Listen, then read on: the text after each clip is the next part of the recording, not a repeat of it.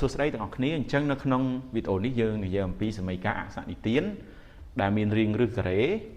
fx ស្មើ a ដែល a គឺធំជាងឬស្មើ0អញ្ចឹងយើងមានឧទាហរណ៍មួយឬការ៉េ x ដក2ស្មើ3ដំបូងអូនឯងនឹងគិតសិនថាយើងត្រូវតែលើកការ៉េអង្គសងខាងដើម្បីបំបត្តិឬការ៉េហើយយើងរកតម្លៃ x ក៏ប៉ុន្តែមុននឹងការលើកការ៉េទាំងអង្គសងខាងយើងគួរគោបីដឹងអំពីដែនកំណត់របស់ x នឹងសិនបានន័យថាម៉េចបានន័យថាយើងត្រូវដឹងអំពីលក្ខខណ្ឌរបស់ x លក្ខខណ្ឌនៃតម្លៃរបស់ x ដែលវាត្រូវស្មើនឹងប្រមាណហេតុអីព្រោះកន្លែងនេះឬការ៉េនៃ x ដក2អញ្ចឹងតម្លៃ x ដែលយើងរកឃើញហ្នឹងត្រូវតែធំជាងឬក៏ស្មើ2ហេតុអីកាលណាវាធំជាងឬស្មើ2លទ្ធផលនៃក្រោមឬហ្នឹងគឺវាធំជាងឬស្មើ0តែបើសិនជាតម្លៃ x ដែលយើងរកមកវាអីវាធ្វើឲ្យកន្សំនេះតូចជាង0ចឹងវាអត់ន័យដូច្នេះហើយបានជាយើងត្រូវឲ្យលក្ខខណ្ឌសិនឬក៏ត្រូវរកលក្ខខណ្ឌសម្រាប់តម្លៃ x សិនបាទអញ្ចឹងលក្ខខណ្ឌអីគេពួកយើងលក្ខខណ្ឌគឺ x ដក2ត្រូវធំជាងឬស្មើ0ដែលយើងទាញបានអីនោះ x ធំជាងឬស្មើ2បងប្អូនគ្នាច្បាស់ជាឆ្ងល់ហើយបានខ្ញុំឲ្យអាកន្លែងនេះដូចខ្ញុំនិយាយពីខាងដើមអញ្ចឹងការដោះស្រាយសមីការ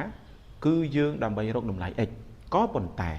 តម្លៃ x ដែលយើងរកឃើញត្រូវតែមានការចងលក្ខខណ្ឌមួយសិនដែលលក្ខខណ្ឌហ្នឹងលក្ខខណ្ឌរបស់ x គឺតម្លៃរបស់វាស៊ីសងនៅក្រោមរឹសហ្នឹងគឺត្រូវតែធំជាងឬស្មើ0ព្រោះអី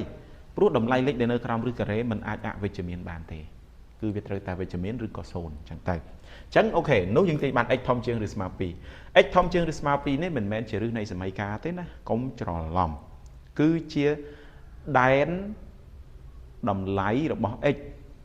ហ្នឹងហើយដែនតម្លៃរបស់ x ដែលវាអាចស្មើហ្នឹងអញ្ចឹងយើងរកសិនបន្ទាប់មកយើងរកលក្ខខណ្ឌហើយយើងអាចលើកការ៉េមកអញ្ចឹងយើងអាចទាញបានថាម៉េចយើងសេផ្ទៀងម្ដងទៀតមក x ដក2ស្មើ3យើងទាញបានអីនាំឲ្យឬការ៉េនៃ x ដក2លើកជាការ៉េស្មើនឹងប្រមាណស្មើនឹង3ការ៉េអញ្ចឹងយើងទាញបានអី x ដក2ស្មើនឹង9កន្លែងហ្នឹងបងប្អូនគ្នាបាទអញ្ចឹងយើងទាញបានមួយទៀតកន្លែងនេះយើងអាចទាញបាន x គឺស្មើនឹង9បូក2ស្មើប៉ុន្មានបងប្អូនគ្នា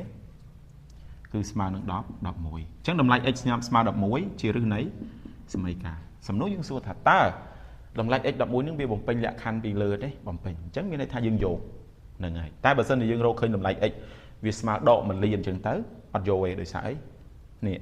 ខាងលើនេះអញ្ចឹងមានតែប៉ុណ្្នឹងអរគុណដែលបានទស្សនា